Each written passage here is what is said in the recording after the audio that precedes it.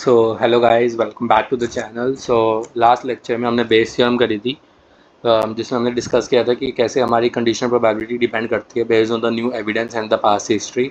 मतलब अगर हमें दूसरे इवेंट्स के बेसिस पे अगर हमें कुछ लाइक प्रायर इन्फॉर्मेशन दे रखी है एंड फिर बाद में हमारे पास कुछ नई इन्फॉर्मेशन आती है, तो कैसे हमारी प्रोबेबिलिटी जो होती है वो ऑल्टर करती है। सो इस लेक्चर में हम क्यूमुलेटिव डिस्ट्रीब्यूशन देखेंगे।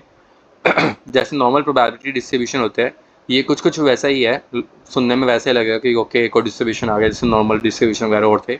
बट क्यूमुलेटिव डिस्ट्रीब्यूशन ऐसा नहीं है। क्यूमुलेटिव का मतलब होता है सम, द टोटल। क्या मतलब होता है इसका, टोटल, इस वर्ड का। तो मतलब टोटल डिस्ट्रीब्यूशन का मतलब क्या है कि लेट्स सपोज कि आपके पास there is a number line and you're sending on a let's suppose a point on 0. Okay, अब आप 1 पे गए तो मैंने आपसे पूछा कि कितना डिस्टेंस आप चल के आए, फिर आप 3 पे आए तो फिर कितना डिस्टेंस चल के आए, तो आप मेरे को वो बताने लग रहे हो टोटल। ओके, कि कितना डिस्टेंस चला। मैंने इस पॉइंट पे 1 चला था, इस पे हमने 3 हो गया हमारा, इस पे हमारा 5 हो गया, मान के चलो इस पे। तो बेसिकली हम क्या पूछ रहे हैं कि हम जो भी डिस्टेंस निकाल रहे हैं, चाहे वो हम कोई सा भी पॉइंट ले रहे हैं, चाहे वो हमारा 1 हो, चाहे 3 हो, चाहे 5 हो, कोई सा भी पॉइंट हो, आप क्या कर रहे हो, आप अपने ओरिजिन पॉइंट से, जो अपना स्टार्टिंग पॉइंट है, दी ओरिजिन 1, उस ओरिजिन पॉइंट से हम सिर्फ उस पॉइंट तक के सारी जितना भी डिस्टेंस हुआ है उसको कैलकुलेट करके लिख रहे हैं, 1, 3, 5। तो क्यूमुलेटिव डिस्ट्रीब्यूशन यही होता है। क्यूमुलेटिव डिस्ट्रीब्यूशन, अब इसको एनालॉजी समझते हैं इसकी। क्यूमुलेटिव डिस्ट्रीब्यूशन क्या होता है कि लेट्स सपोज आपके पास एक नंबर लाइन है और मैं आपसे पहले पूछ रहा हूँ कि आपका पॉइंट 1 पे क्या प्रोबेबिलिटी है, पॉइंट 3 पे क्या प्रोबेबिलिटी है, पॉइंट 5 पे क्या प्रोबेबिलिटी है। तो आप क्या कर रहे हो, आप सिर्फ जो आपका ओरिजिन पॉइंट है दैट इज माइनस इन्फिनिटी से लेकर इसकी वैल्यू निकाल रहे हो। तो ये आपका बन गया क्यूमुलेटिव वैल्यू ऑफ F1। ये आपका क्या बन गया, क्यूमुलेटिव वैल्यू ऑफ F3। ये क्या बन गया आपका, क्यूमुलेटिव वैल्यू ऑफ F5। अब एक नोट करने वाली बात क्या है इसमें, नोट करने वाली बात यह है कि अब F1 कैसे निकाल सकते हैं। F1 की मेरे को माइनस इन्फिनिटी से 1 तक का चाहिए, क्योंकि उसमें इन्फिनिट पॉइंट्स आ सकते हैं, तो मैं इंटीग्रेशन कर रहा हूँ। माइनस इन्फिनिटी से 1 तक का चाहिए, कोई भी प्रोबेबिलिटी फंक्शन फॉलो कर रहा होगा तो उस पी एक्स को बस माइनस इन्फिनिटी से यहाँ तक कर दो। अब अगर 3 तक ले रहे हो तो माइनस इन्फिनिटी से 3 तक का पी एक्स का इंटीग्रेशन कर दो, तो आपका यहाँ तक आ जाएगा। अगर F5 निकालना है तो माइनस इन्फिनिटी से 5 तक का कर दो। तो यूँ मैं बोल सकता हूँ। तो बेसिकली क्यूमुलेटिव डिस्ट्रीब्यूशन का फॉर्मूला क्या हुआ, क्यूमुलेटिव डिस्ट्रीब्यूशन फॉर्मूला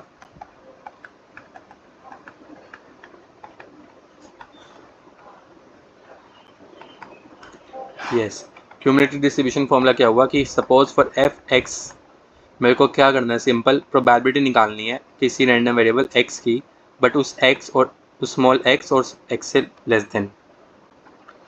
मतलब जैसे हमें ऊपर निकाला था कि अगर मेरे को पॉइंट 1 पे प्रोबेबिलिटी निकालनी है तो 1 और उससे पीछे तक के सारे पॉइंट्स का हर एक पॉइंट पे मैं प्रोबेबिलिटी निकालूंगा, इसकी निकाली, इसकी निकाली, इसकी सबको सबकी प्रोबेबिलिटी निकालूंगा और सबकी प्रोबेबिलिटी निकाल के सबको प्लस कर दूंगा, तो मेरी F1 आ जाएगा। Okay, so this is cumulative distribution. और प्रोबेबिलिटी क्या हो सकती है, कुछ भी आपका प्रोबेबिलिटी फंक्शन हो सकता है, कहाँ से कहाँ तक का, माइनस इन्फिनिटी से एक्स तक का प्रोबेबिलिटी फंक्शन, बस। So this is cumulative distribution और कुछ भी नहीं है इसमें। एंड बाकी आपको इंटीग्रेशन करना आता है। अब ये पी एक्स जो है, ये P x it could be a normal distribution, it could be binomial तो नहीं, चलो ठीक है बाइनॉमियल यहाँ पे लिख देते हैं, बाइनॉमियल और एक्सपोनेंशियल, जितने भी अभी तक पढ़ के आया वो कोई सा भी डिस्ट्रीब्यूशन हो सकता है ये। ओके, ऐसा कोई मैंडेटरी नहीं है कि ये यही होगा, ये यही होगा।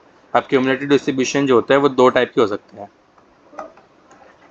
आज का लेक्चर बहुत इजी रहने वाला है, तो ऐसा सच कुछ डिफिकल्ट नहीं है। मैंने 2 बार की लिख दिया। ये 2 टाइप्स के हो सकते हैं। The first one is for the density functions. अब आप समझ भी गए हो कि किस तो 2 टाइप के आएंगे, for density function and for the discrete functions. Okay, discrete function मतलब सेम चीज़ रहेगी। यहाँ पे हम इंटीग्रेशन करते हैं डेंसिटी में। डेंसिटी में इंटीग्रेशन क्यों करते हैं, क्योंकि हमारे पास वहाँ पे कंटिन्यूस पॉइंट्स होते हैं, कंटिन्यूस इनफाइनाइट पॉइंट्स होते हैं। तो अगर आपको हर एक पॉइंट का मतलब प्रोबेबिलिटी निकाल के उसको प्लस करना है, तो प्लस करना बहुत टीडियस टास्क हो जाएगा इनफाइनाइट पॉइंट्स का। तो इसलिए हम इंटीग्रेशन का यूज़ करते हैं। यहाँ पे हमारे डिस्क्रीट होते हैं, फाइनाइट पॉइंट्स होते हैं, तो हम उसको प्लस कर सकते हैं। तो डिस्क्रीट फाइनाइट पॉइंट्स में हम समेशन यूज़ करते हैं। ओके, इसमें जो आपके फंक्शंस बन के आएंगे that could be your normal distribution, it could be exponential distribution, it could be gamma distribution, तो ये इस टाइप के हो सकते हैं। और डिस्क्रीट में आएंगे बाइनोमियल, पॉइजन एक्सेट्रा, तो वो उस टाइप के हो सकते हैं। बाकी फ़र्क और कुछ नहीं होता। मेथड बिल्कुल सेम है, हर एक वैल्यू जिस भी वैल्यू पे निकालना है उस वैल्यू और उस वैल्यू से छोटी वैल्यूज़ के लिए प्रोबेबिलिटीज़ निकाल के सबको प्लस कर देंगे। तो अब एक बेसिक फॉर्मल डेफिनेशन देख लेते हैं क्यूमुलेटिव डिस्ट्रीब्यूशन की।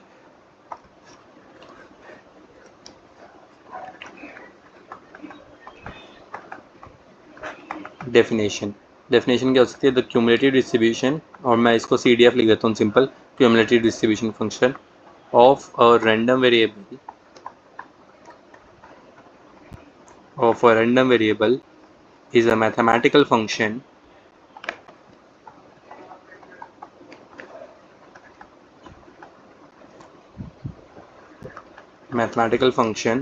that provides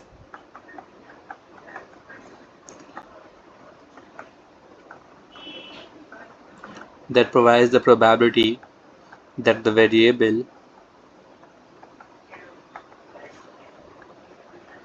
will take a value less than or equal to a particular number।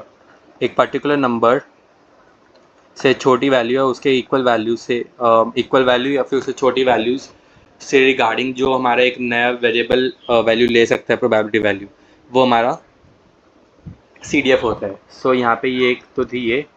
The second is CDF is always an increasing function। अब बड़ी जर्नल सी बात है और कॉमन सेंस सी बात है कि मतलब जैसे हम यहाँ पे डिस्टेंस का एग्जांपल कवर करें तो डिस्टेंस हमारा क्या है? डिस्टेंस हमारा हमेशा बढ़ता रहेगा। अगर आप अपनी वैल्यू x की वैल्यू को बढ़ाते जा रहे हो, अगर आप इस x की वैल्यू को बढ़ाते जा रहे हो तो डिस्टेंस हमारा हमेशा बढ़ता रहेगा, ये कभी भी घटेगा नहीं। ओके, सो वैसे ही हमारी क्यूमुलेटिव वैल्यू CDF है। तो जो 1 पे प्रोबेबिलिटी होगी, जो इतनी प्रोबेबिलिटी होगी, लेट इट बी x, सो जो इतनी टोटल प्रोबेबिलिटी होगी वो इससे ज़्यादा ही तो होगी। ओके, जो इतना एरिया होगा वो इससे ज़्यादा ही तो होगा, ग्रेटर देन x। फिर ये जो होगा ये इस ग्रेटर देन x से भी होगा।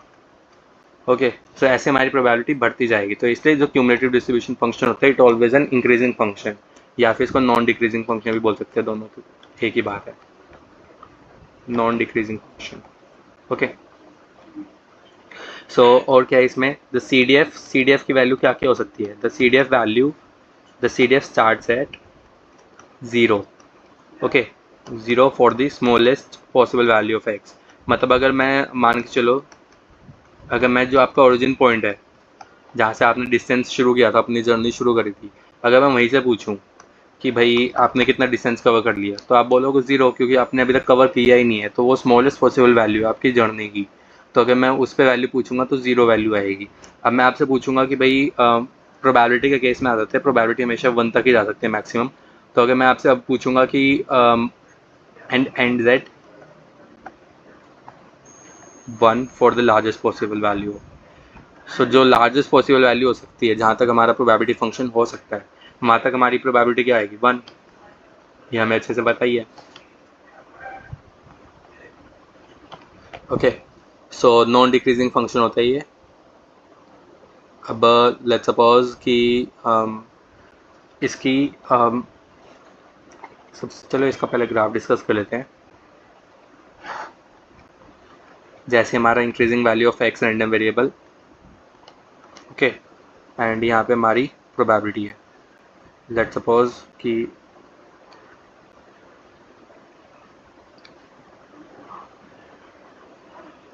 This is 0 value and this is 1 value, this is probability for x। अब मैं आपसे इस पॉइंट पे पूछ रहा हूँ तो 0 प्रोबेबिलिटी, इस पॉइंट पे पूछ रहा हूँ तो ठीक है कुछ प्लस हुई होगी, इस पॉइंट पे फिर वापस कुछ प्लस हुई होगी। ओके, चलो ये इतनी बड़ी बड़ी वैल्यू नहीं होगी, इस पे कुछ प्लस हुई होगी, फिर इस पे कुछ प्लस हुई होगी, इस पे हुई होगी, अगेन इस पे फिर बढ़ती गई होगी वैल्यू। ओके,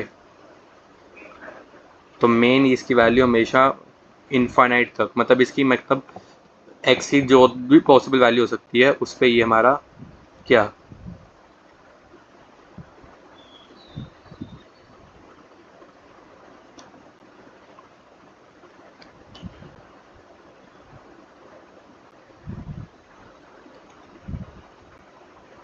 तो इसका ग्राफ हमारा कुछ यूँ बनेगा। ओके, मतलब इसका हमेशा इंक्रीजिंग फंक्शन होगा, कभी भी डिक्रीजिंग फंक्शन नहीं होगा। और अगर इसको नॉर्मल कॉमन एक लाइन से दिखाएंगे तो लाइन जो बनेगी वो इस टाइप की बनेगी। That's it. तो this is an increasing function. अब इसके कुछ प्रॉपर्टीज होती है CDF की।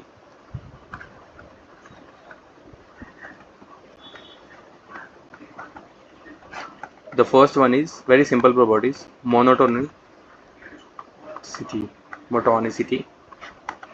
सो मोनोटोनिसिटी में क्या होता है कि CDF ये कहती है कि CDF is non decreasing function. Okay, मतलब it's always an increasing function. So अगर आपके पास दो पॉइंट्स है x1 and x2, let 2 points x1 and x2, then इतनी श्योरिटी है कि उस पॉइंट्स का जो क्यूमुलेटिव फंक्शन होगा वो भी उसी ऑर्डर में होगा, such that x1 is less than x2। सो जो क्यूमुलेटिव वैल्यू होगी वो भी x1 की x2 से छोटी ही होगी। ओके, इसमें अगर एग्जांपल से देखें कि लाइन सपोज ये this is x1, this is x2। So x1 हमारा x2 से छोटा है, तो उसकी जो प्रोबेबिलिटी होगी वो हमारी जो क्यूमुलेटिव वैल्यू होगी x1 की वो भी क्यूमुलेटिव वैल्यू x2 से छोटी ही होगी। Okay, now the second property is of limits. Limits क्या बोलती है? लिमिट्स बोलती है कि किसी भी क्यूमुलेटिव वैल्यू fx का जो फंक्शन है उसकी अगर हम नेगेटिव वैल्यू की तरफ जाएंगे, x की वैल्यू नेगेटिव इन्फिनिटी की तरफ जाएंगे, मतलब सबसे स्मॉलेस्ट वैल्यू, वो हमारी जीरो के इक्वल होगी। और जो अगर हम उसी वैल्यू की पॉजिटिव वैल्यू, मतलब सबसे ज़्यादा बड़ी वैल्यू की तरफ जाएंगे तो हमारी 1 के इक्वल होगी। So this is limit. Continuity says that कि कहीं पे भी हमारा फंक्शन बीच में ब्रेक नहीं होगा। सो जो हमारा क्यूमुलेटिव वैल्यू है it's always a continuous function. अगर कहीं पे ब्रेक हो रहा है तो उसका मतलब क्या हो गया कि बीच में कहीं पे वैल्यू जो है वो जीरो के इक्वल हो चुकी है। ओके, एंड इस ग्राफ में हम देख सकते हैं कि बीच में कहीं पे भी वैल्यू जो है वो किसी भी फंक्शन पे जीरो नहीं हो रही किसी प्रोबेबिलिटी की। ओके, सो मतलब it's a continuous function. Next is very simple property, that is non-negativity. CDF ranges from 0 to 1। CDF की वैल्यू 0 से 1 के बीच में आती है और ये हमने पहले भी देख लिया था कि 0 से 1 के बीच में क्यों आती है, तो मतलब वो नेगेटिव वैल्यू भी नहीं ले सकते। सो अब इसके CDF के बेसिस पे हम एक क्वेश्चन को या तो क्वेश्चन सॉल्व कर लेते हैं, सो दैट हमें एक आइडिया भी हो जाए कि कैसे क्वेश्चन को सॉल्व किया जाता है इसके। ओके, सो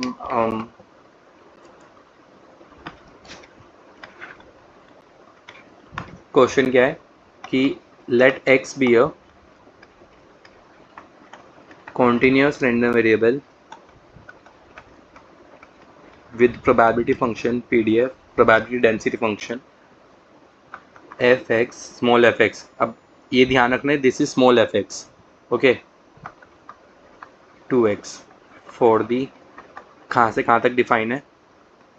0 से लेकर 1 तक के बीच में डिफाइन है ये फंक्शन बस। सो वो कह रहे कि फाइंड दी CDF एट, अच्छा वो सिंपल CDF पूछ रहे हो, CDF फंक्शन बताना है fx, कोई पर्टिकुलर वैल्यू के लिए नहीं पूछा। So it's a good question. इसी टाइप के क्वेश्चन आते हैं पेपर में, बस और कुछ नहीं। सो अब CDF fx क्या होता है? सो fx इज योर कि मेरे को इंटीग्रेशन करना है माइनस इन्फिनिटी से। अब किस पॉइंट पर पूछ रहा हूँ? x के लिए। ओके, देन x किस फंक्शन का? प्रोबेबिलिटी फंक्शन का। ठीक है, प्रोबेबिलिटी फंक्शन का। तो माइनस इन्फिनिटी से x, प्रोबेबिलिटी फंक्शन क्या है? 2x dx। बट अब दिक्कत क्या है कि x की वैल्यू जो है, ये जो हमारा प्रोबेबिलिटी फंक्शन है, दिस प्रोबेबिलिटी फंक्शन ये सिर्फ 0 से 1 के बीच में ही है। ओके, 0 से 1 के बीच में ही लाई करता है और उसे ऊपर नहीं लाया करता। तो अगर माइनस इन्फिनिटी से 0 तक का देखूँ तो उसमें हमारा मतलब अब ये x की क्या क्या क्या पॉसिबल वैल्यूज़ हो सकती है। अब उसने हमने ये नहीं कहा कि कोई पर्टिकुलर वैल्यू है, तो x हमारा 0 से छोटा भी हो सकता है, 0 1 के बीच में भी हो सकता है, और 0 1 से बियॉन्ड भी हो सकता है। तो हमें उस माइनस इन्फिनिटी से 0 dx और 0 से फिर किसी पर्टिकुलर वैल्यू x तक। ओके, अब ये तो 0 हो गया। This is 2 x² by 2 0x, so 2 से 2 cancel and it becomes x square minus 0, so it becomes x square. तो मतलब किसी भी फंक्शन एफ एक्स के लिए ये वैल्यू क्या बन गई हमारी x स्क्वायर. सो ऐसे क्यूमुलेटिव डिस्ट्रीब्यूशन के क्वेश्चन को सॉल्व किया जाता है. सो बड़े इजी रहते हैं question solve. So this was all about this lecture and we will meet in the next class. So for now, very bye bye.